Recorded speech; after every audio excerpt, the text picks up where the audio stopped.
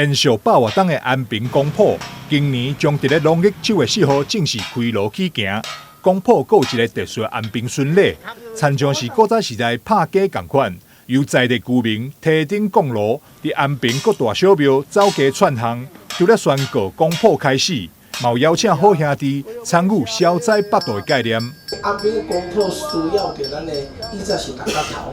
然后他会做一个轮流，今年轮你，明天轮他。那大家会相听，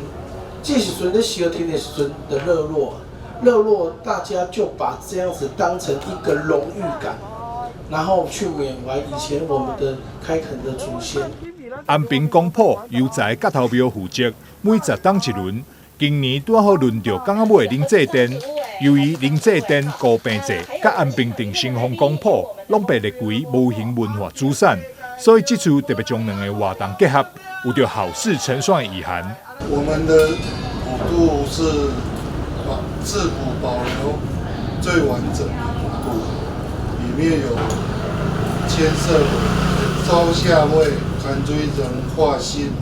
还有放水灯，什么都有，最完整的。希望各位如果有空可以来参观。阮的公埔也是咱7月初9的高白节，其实阮的一个目的，含一个意义就是啦，这是先人往生意，咱做事世，咱遮后辈现在咱伫阳间的人民，就是爱有一个孝心，就是讲，不管你伫倒位，你拜啥物，心内拢要有一个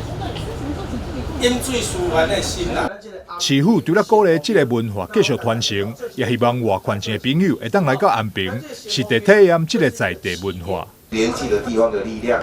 用宗教的这个力量，有哪来发展到咱安平区的这个观光这个发展祈求咱会当将市民会当保庇这个活动会当非常顺利成功今年轮到安平公埔的港仔尾灵祭殿，将伫咧8月24号举办全国唯一的高病节，甲往年同款，也会举办8个签 DIY 体验活动。庙方也欢迎民众做伙来参与这个有意义又阁神秘有特色的宗教活动。记者张世伟采访报道。